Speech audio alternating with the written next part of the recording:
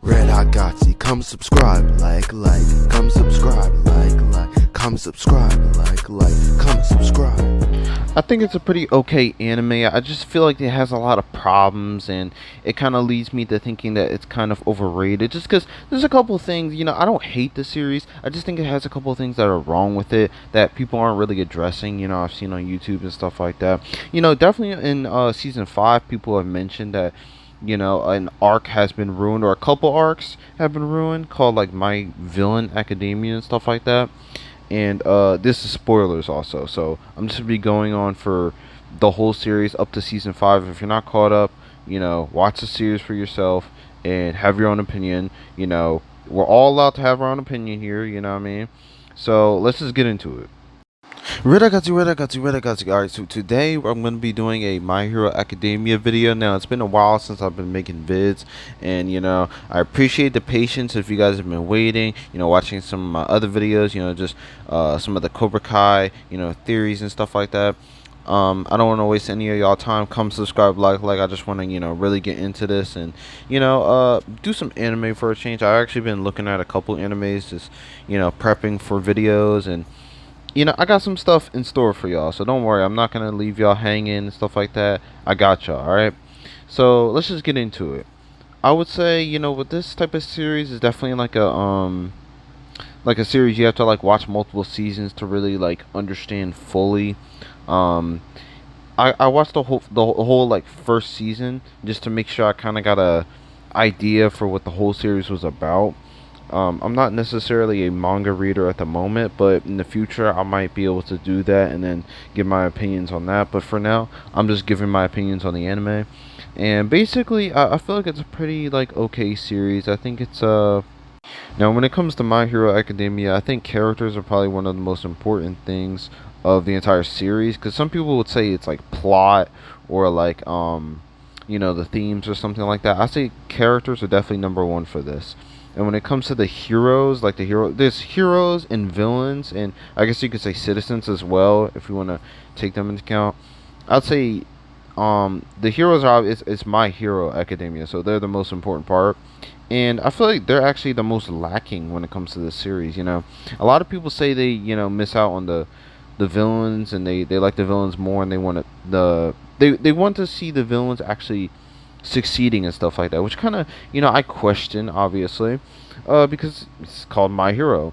I'm one of those guys where I favor the main characters, and in this instance, I guess in a way I also favor Deku over Todoroki or Bakugo, only because I feel like overall he's just a better person, definitely deserves one for all out of the 3, and probably everyone in that whole class actually.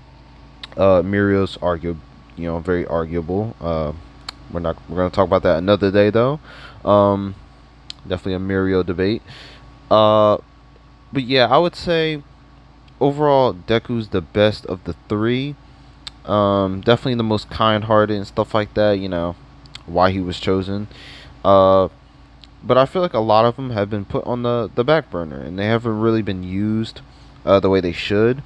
And we're kind of we're 5 seasons in, at least for me. People who are caught up and stuff like that. So I feel like at this point we should have a decent amount for each character. And a lot of the characters, really, if you were to combine them or get rid of them from the show, they really wouldn't have much of a effect in terms of a negative effect on the show, because they really haven't contributed much. When it comes to the big 3, Todoroki, Bakugo, and Deku, I'm not talking about Mirio, Hato, and Sun Eater yet. Not yet. Tamaki. Yeah, that's his name. I would say Deku is probably, the best of the group in terms of writing. And I'm going to get into that a little bit in a second. But I would say Deku is misused in terms of his relationship with Kachon, or Bakugo, as people call him. Just because their relationship is very toxic, and I don't think it really is healthy for Deku to kind of progress as a character, especially when people can argue that Bakugo is a terrible character in and of himself. And I would say there's merit to that.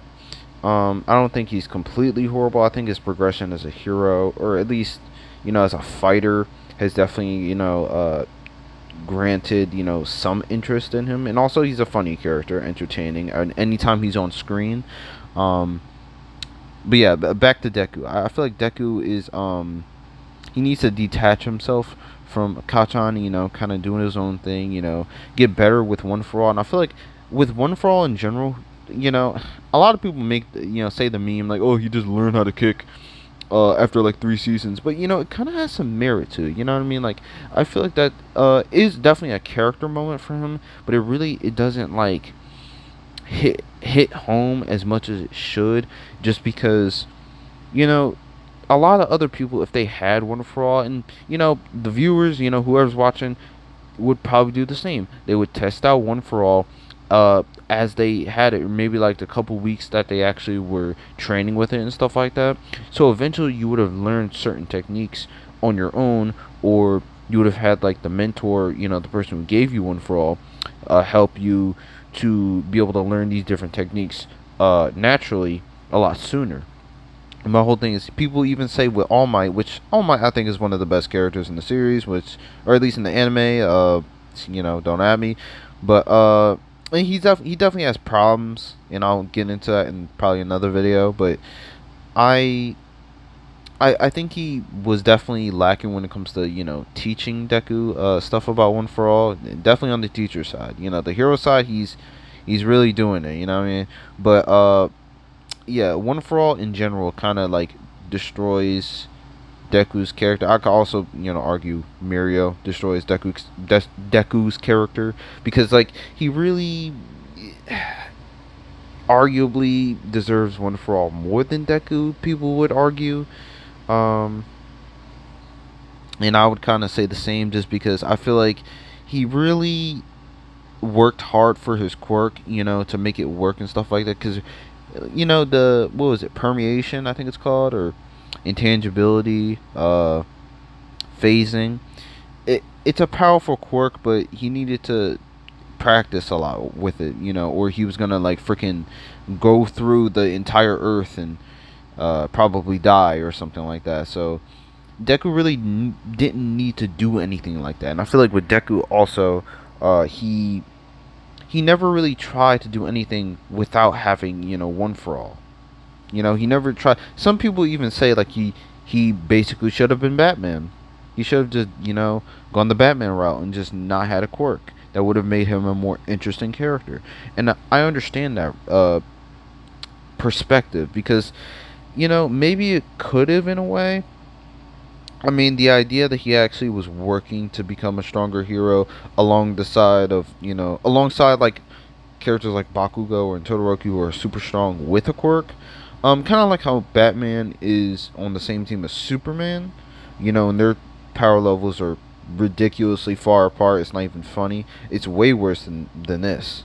So I feel like it would have been interesting, but in my eyes, I guess I understand why Horikoshi didn't go with that, because it's kind of unrealistic, But then again, anime kind of has its, unrealistic sides to it. A lot of dramatic, scenes and stuff that kind of like makes the human characters a lot more exaggerated in their power than they actually, should be, realistically. So like, it could go either way, but I would say, I'm fine with how it is in terms of him having, one of, if not the strongest power. I just don't like how it's done. Okay, now that was a lot on Deku. Now let's get back to, let's say Bakugo. Now I'll say Bakugo, in terms of his power, like I said, is definitely increasing. He's progressing, strategy-wise, fighting-wise. He's definitely able to, hang with like Todoroki, who has these, fire, and he's very skilled with his ice. Doesn't really know how to use his fire yet like that. He still needs to practice with Endeavor and stuff like that, which he's definitely working on. And Deku, who has about what is it, like 10% of One For All, like something like that, 10, 15. I think it's like 10. So he's definitely getting up there, and practicing with the finger blast and stuff like that with his quirk.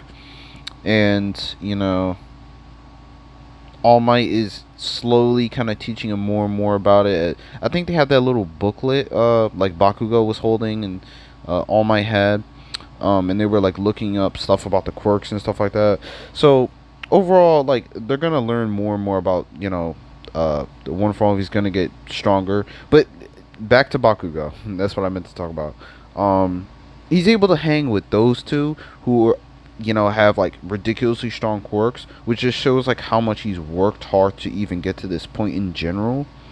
My whole thing is with Bakugo, I feel like character wise, like as a person, he's horrible. Probably the worst of the three. Probably the worst almost in this entire class besides Mineta.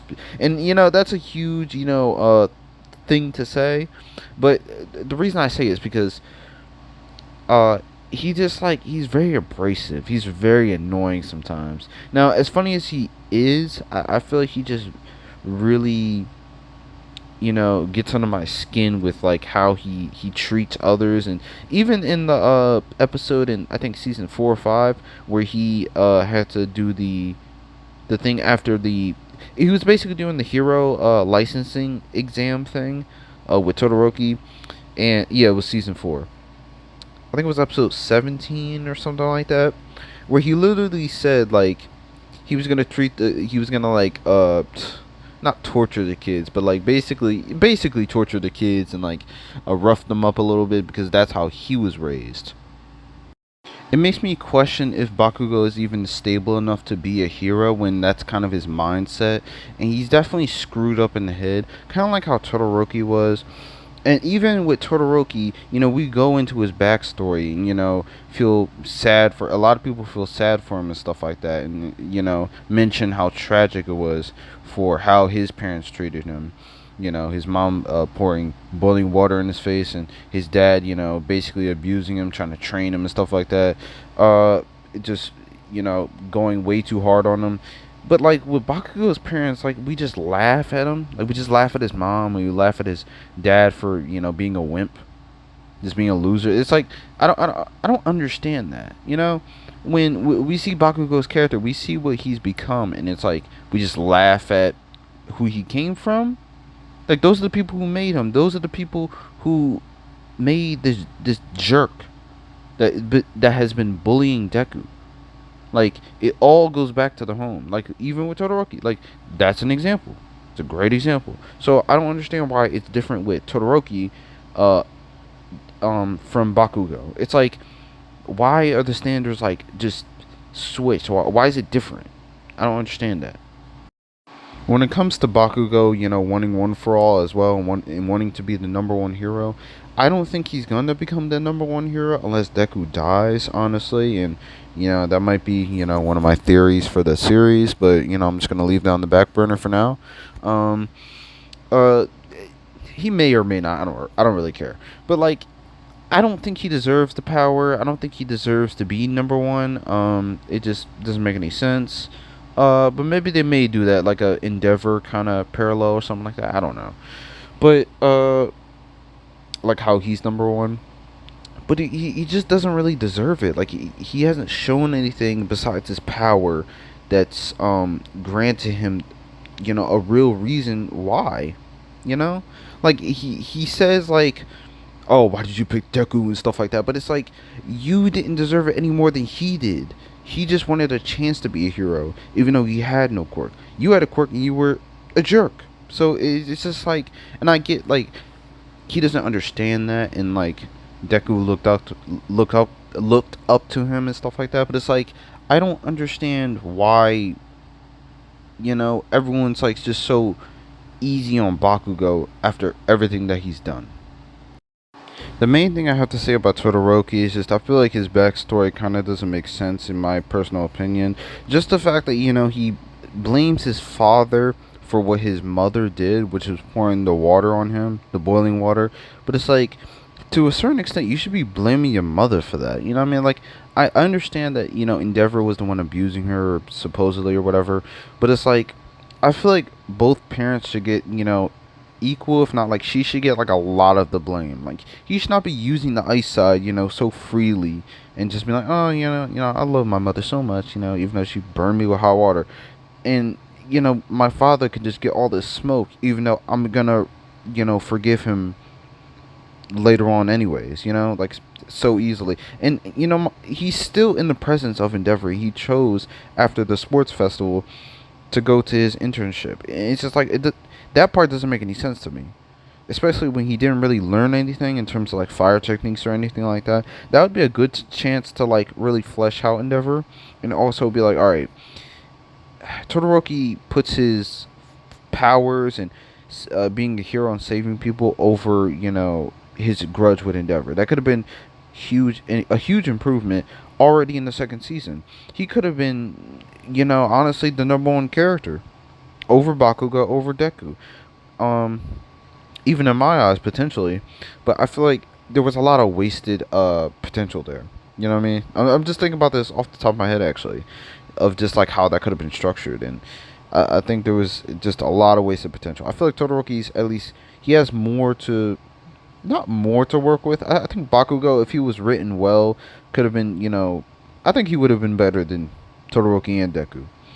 But at the same time, I feel like Todoroki had a lot of potential, and these three definitely could have been, like outmatching basically every. Like, I don't think anyone could outmatch them in terms of great story if they actually just had just tighter stories in general, and got rid of all the like the fluff and stuff like that, and just because there was a lot of filler in terms of like the seasons, like season 4.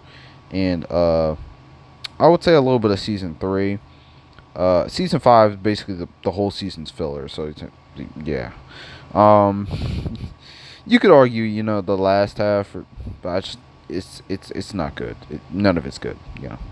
Even the people who really like My Hero, they agree with me. Like it's bad. Just look up My Hero season 5. Yeah, that's all you need to know. But I just think that overall, that part of him just doesn't make any sense. I like Tokuyami, and I think he's a really great, addition to Class 1A. And I would have just liked to see more from overall and see, his connection to Dark Shadow. Because I haven't really seen Dark Shadow as a character in, like a couple seasons. Like, it's been all the way since season 3 since we've seen like Dark Shadow in action, like in the night, and that was really cool. But I feel like he has a lot of wasted potential. We saw him in season 5, but I feel like it's just like, and we also saw, technically, spoilers, but if you've seen the Heroes Rising, he was also in that. A couple characters had their shine and stuff like that, like Kirishima, for example. And that's basically all I have to say about Tokuyami. Kirishima is another character which I really like, and he had some spotlight in the overhaul arc.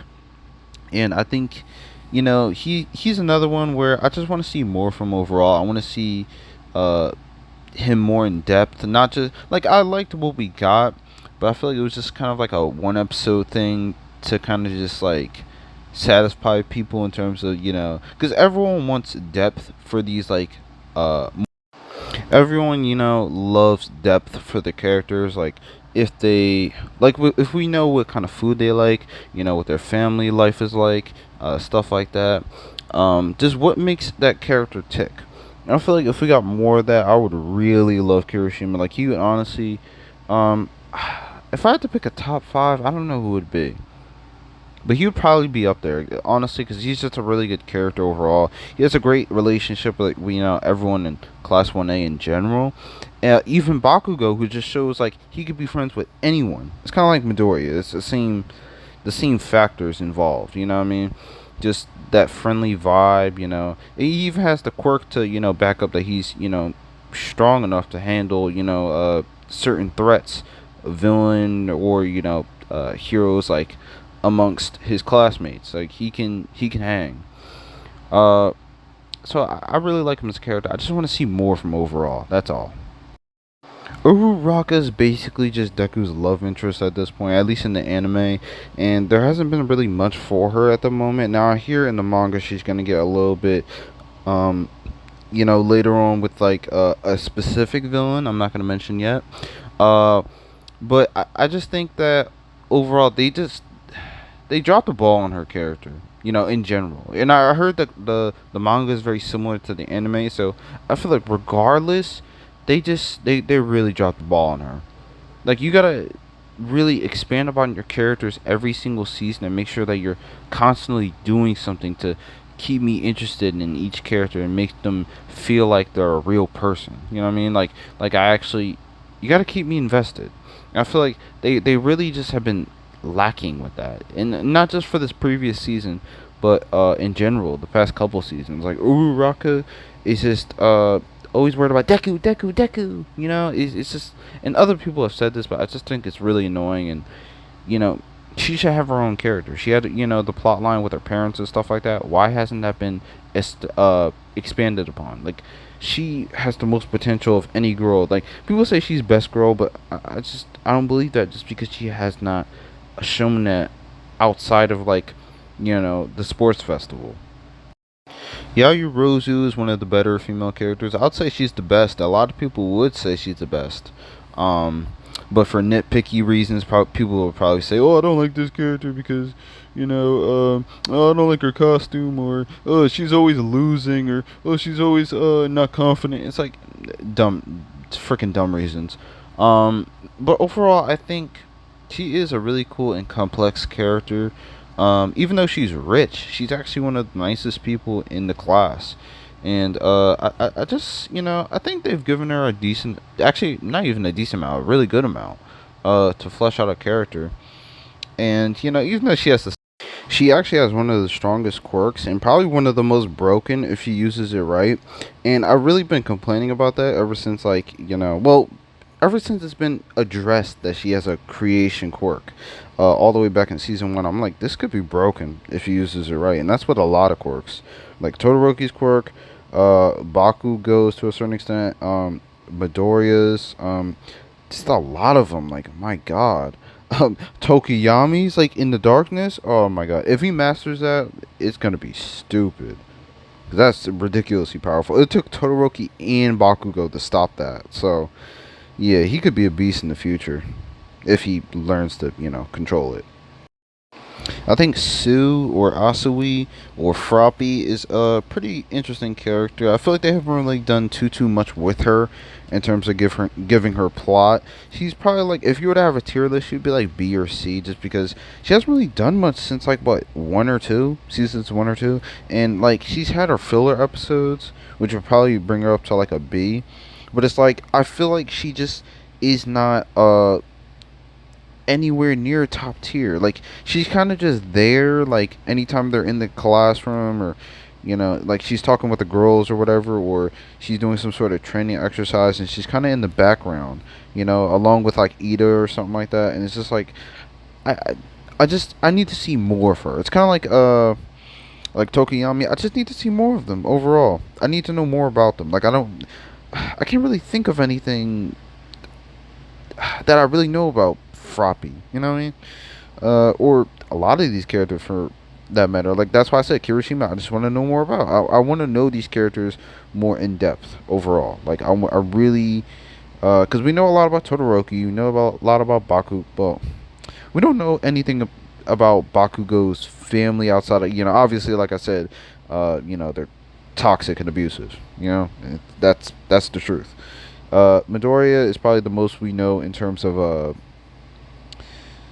though the second we know the most about in terms of family. Or would you say the first? I don't know. Todoroki has a lot of family members to, you know, flesh out and stuff like that. But yeah, I need to see more of her overall.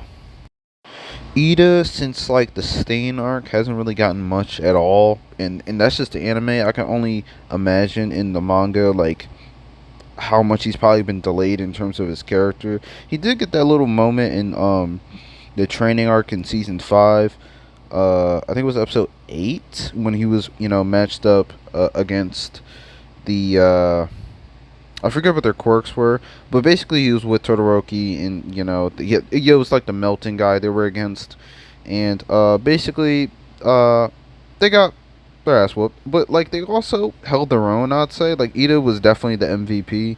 Todoroki was kind of holding it down until Tetsu kind of you know, beat his ass. I'm gonna be honest. Don't kill me in the comment section. I'm joking. I'm joking. But like, I feel like, uh, ever since, yeah, like the Stain arc, and you know, he had a little bit of a plot in the All for One arc. You know, helping out in the Bakugo rescue mission, I guess you could call it. Um, Other than that, he hasn't really done much at all. You know, I just need to see more of him overall. Yeah. Now, the school festival arc was probably one of the worst arcs in the entire, you know, anime, and probably the entire series, probably, to the manga readers. But I can't say for sure. I think because it did expand upon Jiro's character somewhat, but it wasn't a lot. I'm gonna be honest, and I'm gonna explain. I feel like her, you know, wanting to be a musician and stuff like that wasn't really like compelling enough because her parents didn't really have that much pushback. They were actually pretty supportive of her in terms of her wanting to be a musician or wanting to be a hero. It didn't really matter. She could choose either or, and they would be happy with her. It would be different if they were to, I don't know, disown her or something like that. If she didn't want to be a musician and she wanted to be a hero, they'd be like, "Why do you want to save people? Why do you want to risk your life or something like that when you could, you know, help people or save people's lives through music or some, I don't know, word vomit like that." Like they could say something like that. It could be like you could understand it from their point of view, but also be like, you guys are a-holes, and you know, why can't you just support Jiro and stuff like that? Like, it would be compelling enough to where, you know, she would actually have this emotional turmoil in a way, and like, it would just feel more like a struggle, but it really isn't. It just isn't, and I wish that was, you know, I wish they just did more with that, like more with my theory or my idea, rather than what they did it was just nothing. It just felt like nothing, and it was the Gentle arc as well, the Gentle criminal arc, which is I like Gentle as a character. I like, you know, what they did with him.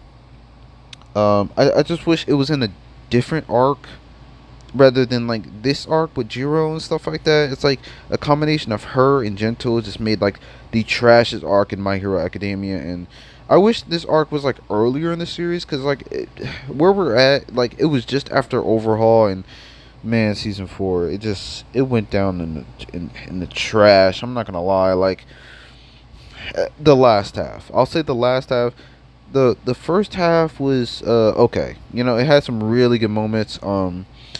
It was fine. It felt more like My Hero than the second half. The second half was really bad. I'm gonna be honest. I'm one of those people. I believe it was bad. But I like Gentle. I don't like where they place him in the series. I just don't. It was disappointing to say the least. But yeah, overall Jiro, she was just kinda like that emo kid, and I feel like they could do way more with her in the future in terms of her music career. I just don't think she's gonna have much spotlight in this, you know, the arcs coming up. So it's just like, if this is all we have for now, I'm kind of disappointed, to be honest. Yeah, kind of disappointed with Jiro.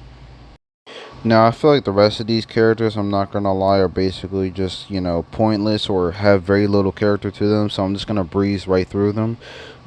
The first up is Aoyama. I'm not gonna lie, I don't really care about Aoyama basically at all. He's just kind of, you know, comic relief. He had that one episode with Deku, kind of fleshed him out, kind of made him seem like a creep. I don't care. Mina is fine, you know, Acid Girl or Pinky, whatever the hell you want to call her. I feel like she just kind of doesn't get enough spotlight because, you know, she did have that episode with Kirishima. I didn't say that. I did not say that. You know, don't add me in the comments. But yeah, I feel like overall she just is a background character. You know, she's behind Uraraka, sometimes behind Froppy or something like that. No. I'm gonna be fair. She's behind Uraraka and Yairozu. Those two are like the main characters, female wise. You know, so that's fair. But yeah, she's kind of just in the background. She hasn't really had her own, you know, arc or anything like that, or been like a big, like a heavy hitter. Other than, you know, she was part of Kirishima's backstory. You know, that's all I can really remember. You know, I'm gonna be honest. Cool quirk, I guess. Yeah. Ojiro is literally, or Tailman is literally a nothing of a character. He is trash. He is garbage. He is absolutely garbage. Kaminari's stupid when he's funny, or funny when he's stupid, whatever. He simps for the Vine Girl. Next. Koda is a nothing of a character, and he's trash, even though he has one of the most interesting quirks to basically like control and or communicate with animals, like, or insects or whatever. It's like, what is wrong with it? Like, why did they even like create characters like that? Like him, Ojiro, Aoyama, like, no. Him, Ojiro, Koda, Sugarman are trash. I'll just go on to Sugarman. You're trash too. You just have a super strength quirk. You're trash. You're nothing. Like, we already have Kirishima, and he's 1,000 times better than you. You literally have sugar. You're trash. Get out of here. Next. His name is Shoji, or Tentacle, as his hero name is, or freaking Tenta Trash his name. Like what do you actually do? You have your quirks, literally you have multiple appendages or some crap like that. He has, I think, 4 or 6 arms, something like that, and he can like create ears and eyes and stuff like that. That's not only creepy and disgusting, but it's trash. Like, you are one of the weakest characters with the creepiest quirks. Like, get out of here. Like, I forgot he even existed, bro. And he actually has one of the most interesting designs, or, hero suits. But he's garbage, bro. Who is this guy? He is literally one of the characters. He's literally nothing. Oh my god. This man, Sero, literally has the powers of tape. Oh my god. Sero's the trashiest. Like I just said, Shoji is like useless, and he's just like has the creepiest quirk. All this crap. I was just like roasting, but like Sero's actually trash. Like he's like actually the most useless, weakest, most pathetic, nothing of a character. Like he's bottom tier. Honestly, like, he's worse than Invisible Girl. Now, Invisible Girl, I'm just gonna go on because she's the last one. Well, second to last, actually.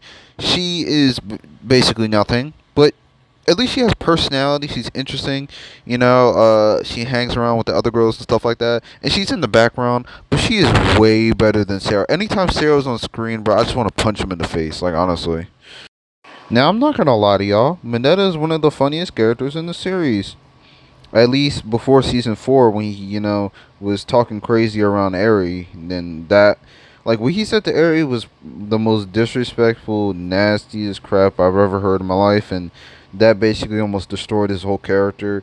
So, yeah, like, he's done after that. But everything else he said, like, he was alright for the rest of the series, But he's obviously just comic relief, and yeah, I don't take him seriously as a character, but yeah, that's about it. Comment, subscribe, like, I was roasting a little bit in the end, but, I just wanted to spice it up a little bit, I've been kind of more on the serious side, trying to, like, examine these characters the best I could. Some of it was a bit negative, some of it was kind of, just, sort of that middle ground. Just try to add the most honest opinion I possibly could. And add something new to the conversation. I've heard a lot of people praising this series, and I just wanted to spice it up a little bit. So come subscribe, like I already said. Like the video, comment, really let me know who's your favorite characters, and just everything just anything about the series. Honestly, I'm gonna break this up into multiple parts because the character stuff really took a long time, and yeah, I'll see you guys later. Peace. Red Hot Gotzi, come subscribe, like, come subscribe, like, come subscribe, like, come subscribe.